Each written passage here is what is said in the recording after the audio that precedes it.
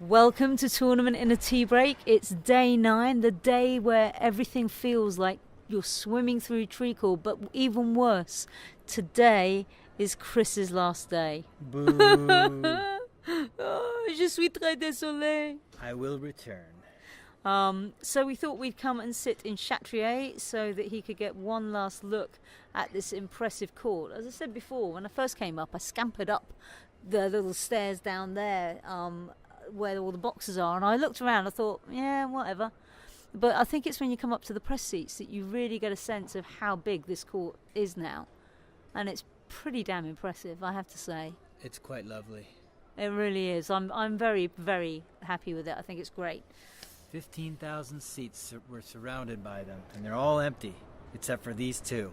Except for these two and a whole load of television people in the corner. Well, they're not sitting. Oh, some of them are. Okay. All right. So, on your last day, if you want to know what we mean by this whole day 9 thing, by the time you get to day 9, you don't know what day it is. You don't know what time zone you're in.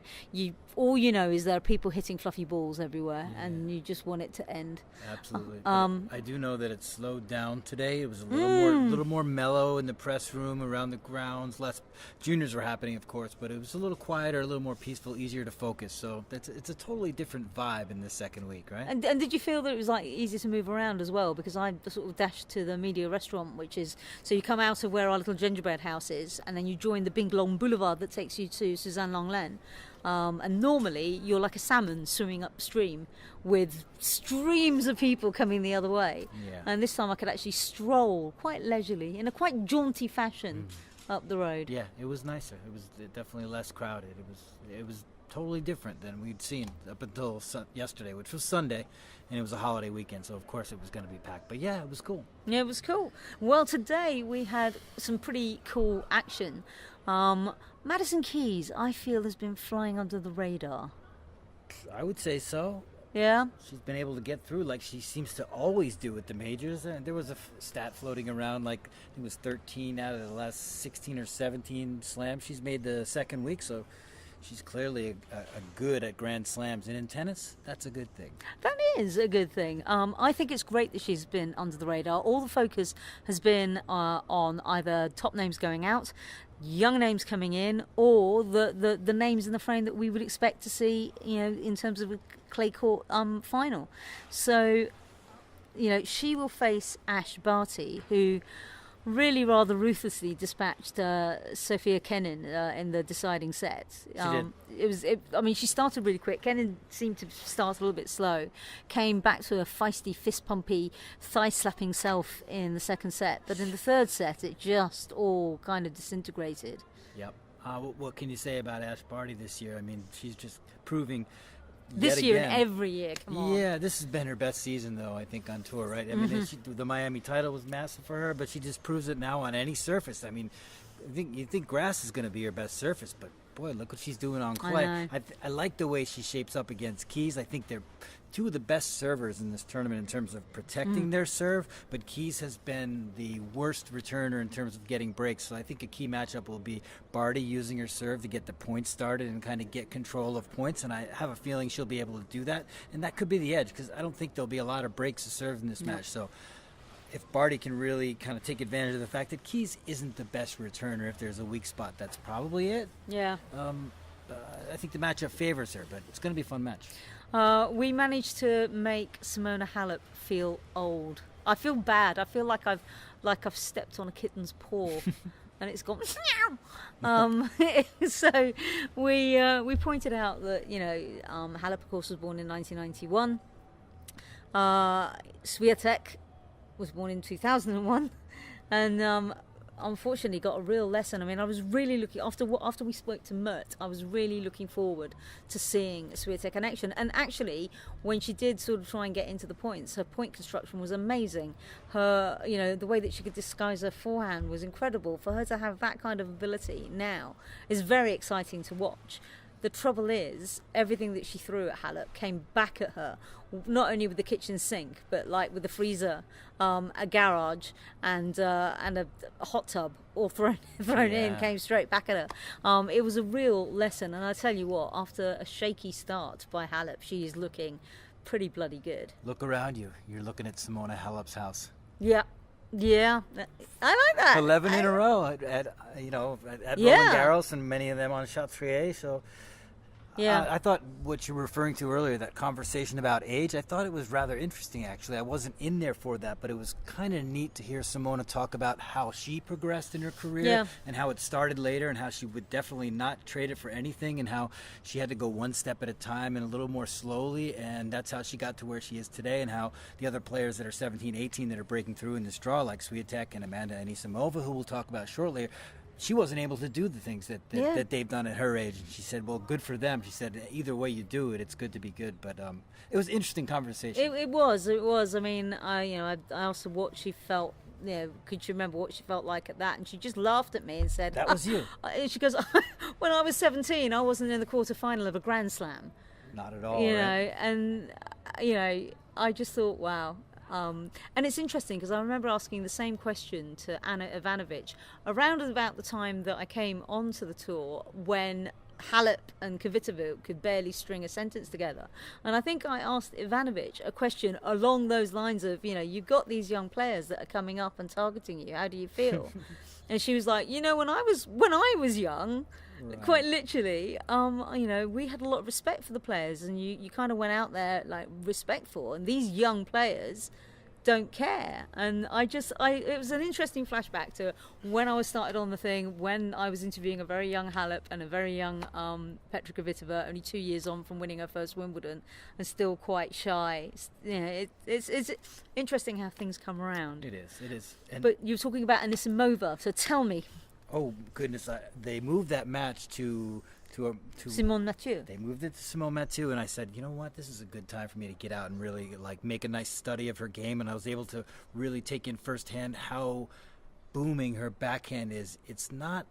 Doesn't take much effort for her to produce that shot, and it's very repeatable. She can hit it over and over. I think she could hit that shot in her sleep. She can take it down the line beautifully. She is a very good baseliner. Forehand, backhand, doesn't matter which side. She's really solid. I think as she matures, she'll start to use the court more and use angles more to open up even more opportunities for herself, probably get into the net a little more. But in terms of the stroke production from the baseline, it's grade A, and she was really on top of Bolsova today. It was a very impressive win. Next stop, Simona Halep. Things will be different, but she's showing a lot of promise for a 17-year-old.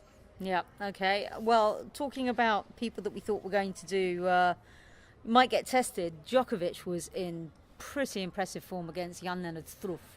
I really thought that Struff was going to maybe sort of, I don't know, buoyed up from his win over Coric, but he looked very heavy-legged today. Yeah, I think again on Struff challenging Novak Djokovic.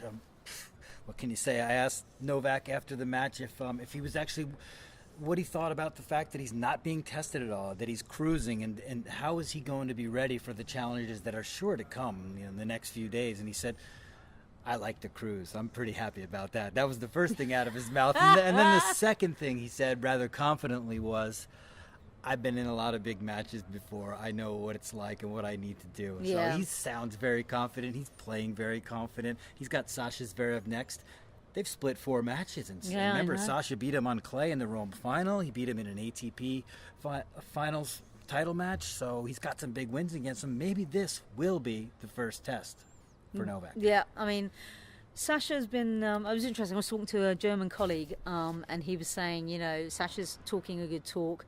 He took the fact that his win in Geneva put him number 10 in the race, kept him at number 5 in the rankings, and turned it around on the press and said, when somebody was like, you haven't had a great year and yada yada, he goes, I'm ranked number 5 in the world. I'm still in the top 5. Do you guys know where I am in the race?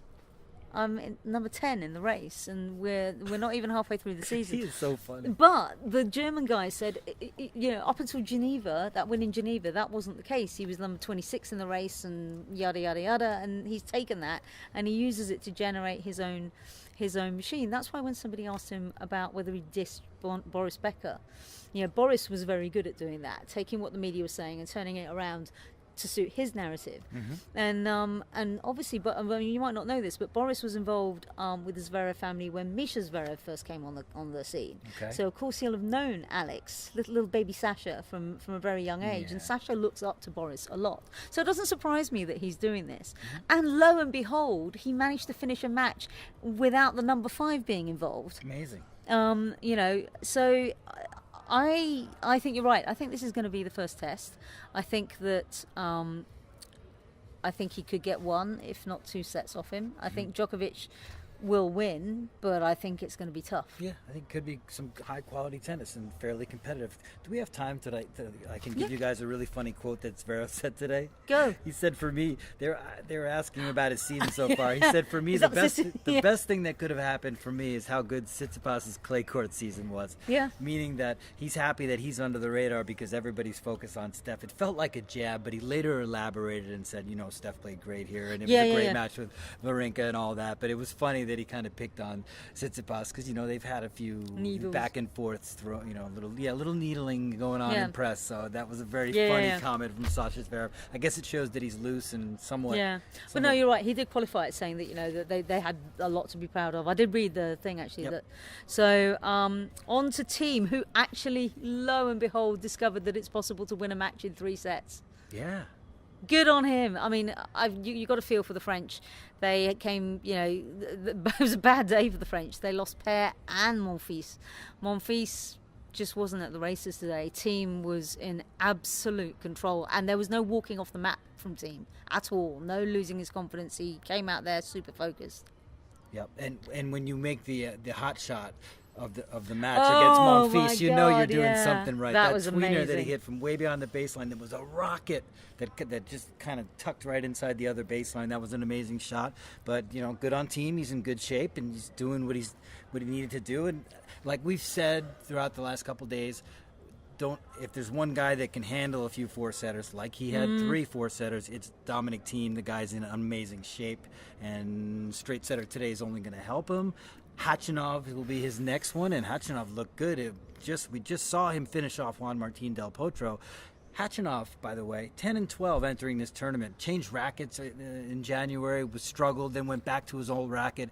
Been really hard for him to find wins, and here he goes, reaching his first major quarterfinal. So he'll be on a high against Thiem. And that makes that, I can't believe that's his first major quarterfinal. I know, he's a Masters champion. Yeah. So let's get on to tomorrow. For the first time in 10 days, I don't have to be here at 11 o'clock. Before 11 o'clock starts, so 8 o'clock I can actually have a bit of a lie-in.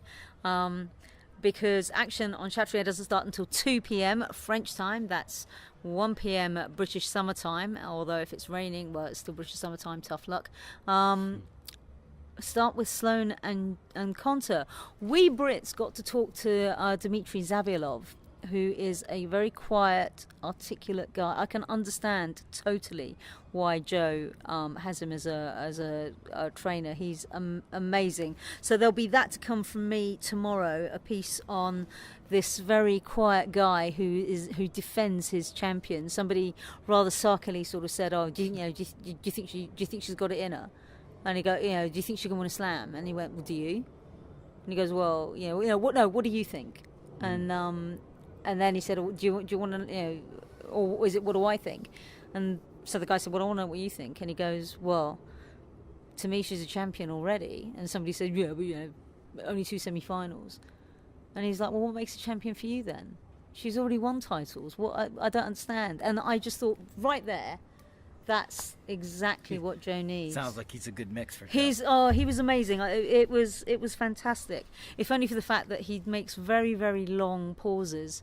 And so what I thought, to my dismay, was a 20-minute transcription. It actually turned out to be just 10, because half of it was him just and then a pause for about a minute. But anyway, that's to come. So don't miss that. Do stay abreast with what's coming out on Britwatch Sports. You won't be disappointed. Joe and Sloane. Sloane is love 2 down to Joe. Both matches this year. The first was at Brisbane at the start of the year. The second was in Rome On the clay. on the clay. But it was that day after it had been rained off, and it was that double header. Do you remember? I remember. Where there was about 1 million matches to be played all in one day. Oh my goodness. So Sloane has very bad memories of that. I think if they both bring their A game, this is going to be a legit corker. Yeah, obviously Joe likes the matchup. Yeah. I think because they both play very aggressively. The thing is, Sloane's movement is a lot better. Sloane is also pretty adept at the net. She's a lot sharper than Joe is at the net. But Joe isn't afraid to try stuff. And because people know how Joe's game normally is, which is very strong from the baseline and very aggressive coming in for drive volleys, when she does try these drop shots that make all of us want to run behind the sofa in fear, it catches players out. And damn it, she's making them. She made some extraordinary ones against Vekic. Yeah, I think this has got 3 sets. I would probably give the edge to Stevens, but it honestly wouldn't surprise me if Joe pulled it off. No, and yeah, especially because she's got those 2 wins. I think Sloane's going to be out for revenge, and Sloane is playing really well in Paris and on clay. But again, clearly the matchup says that Joe can get in there and make a fight out of it. So looking forward to it for sure. And then following them is Nishikori and Rafa, the king of clay against Kei. So fun match, right? Nishikori, we all know he's played too much tennis at this tournament. Yep. He's going to struggle physically if he gets into a physical fight with Rafa. If it turns into a good match, it'll still be tough for Kei to get past him. And we know about the head-to-head between those two. But the head-to-head between everybody and Rafa is on the negative side pretty much, except for, 2 players? So yeah. I don't have much hopes for it being a great match, but People who want to see Rafa progress are going to be happy. I would say, right? I mean, I love what Kei does on clay. I love his game. I just think he's put too much time on court. Yep, I agree. Okay, on Susie Longlegs, we start with Federer and Wawrinka. Wow. On Longland, matchup of the century right I think there, if you've got a Longland ticket, you must be absolutely gleeful. What will Stan have left in the tank to face his arch nemesis, Roger Federer? He does have a win here against him and another win on clay. Clearly, this is the surface. 24-3 is Federer's record. The 3 matches, 2 Monte Carlos and 1 French Open for Stan. Yeah. So there's hope for Stan. There is hope. What we really need to know is, what did he do yesterday? How effective was that ice bath? How many times has he gotten a massage? Is he feeling okay? Is he feeling energized? If so, this is a toss-up. Yeah, no, I agree with you. I think this could go either way, and we will either have a Fedal semi, Yeah. or we're going to have Wawrinka and Nadal. Although maybe I should back up. Maybe not a toss-up. I think Roger's the fave, and you agree, Yeah, right? yeah, I think so. But if we get peak Stan like we got 2 days ago against Stefanos Tsitsipas, I think it could be a really excellent match. This is going to be Federer's first. This definitely has the makings of being Federer's first proper test. Oh, for sure. And then we have Petra Martic and Marketa Vondrousova. Martic 4-0 against Marketa, and they've all been in the last 2 years. So again, this is a case of a matchup really favoring one player over the other. But I do not know why. Do you? I don't. But you know what? Do you know what Martic is reminding me of? Lucy Safarova's run to the final. Okay, that was a fun run. But that's what it's reminding me of right now. She even got to set off Serena in that final, right? Mm-hmm. Okay, well, tell me about this. Tell me, what are the parallels you're drawing?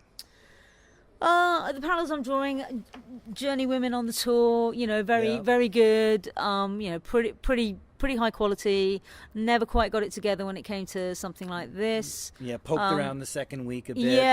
Yeah, poked around at the beginning and then went off. She's really coming to her own claim, and her last match where she had to really fight to claim her spot, I think showed a lot of guts and courage. Vondrousova, I think, is exciting to watch. She's very adept for somebody of her age. She certainly is. But she can just go off the boil, and I think also when fatigue sets in, you see a lot of mistakes. But I mean, either way, I think it's a great sort of little sub story for real tennis fans. I think people that are watching generally that don't recognise the names and just think, oh well, they'll just attribute them to clay. I think won't be that interested in this, but I don't know. I think it'll be a fascinating. Yeah, I'm curious to see if Vondrousova can make any adjustments, any improvements against Petra Martic, because Martic is in great form. I really enjoy her game, the way she hits it, the nuance she plays with, the variety in her game. I'm tabbing her to get through, make her first major semifinal on top of her first major quarterfinal. But I think she's been a great story. She's fun.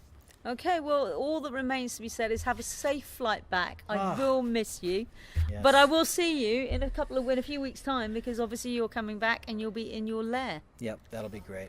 So you will hear from Chris again when we get to Wimbledon. Thanks for having me all this time. No, it's been my pleasure. And all that remains to say, while lots of people are it's very curious people downstairs are filming, to shivering people up in the stands of Chatrier, is we will. There will be a little bit of a treat actually, because I'm going to get together with Mert tomorrow, and we're going to preview the stuff. We might do it on video. Cool. I'm not sure yet, but yes, there'll be another tournament in TeaBreak, and hopefully I can persuade Mert to fill your very big manly shoes. I think it would be easy for him. That dude knows his tennis. Okay, thank you guys for listening. You've been listening, of course, to Ros Satar and Chris Oddo. Au revoir tout le monde. Au revoir.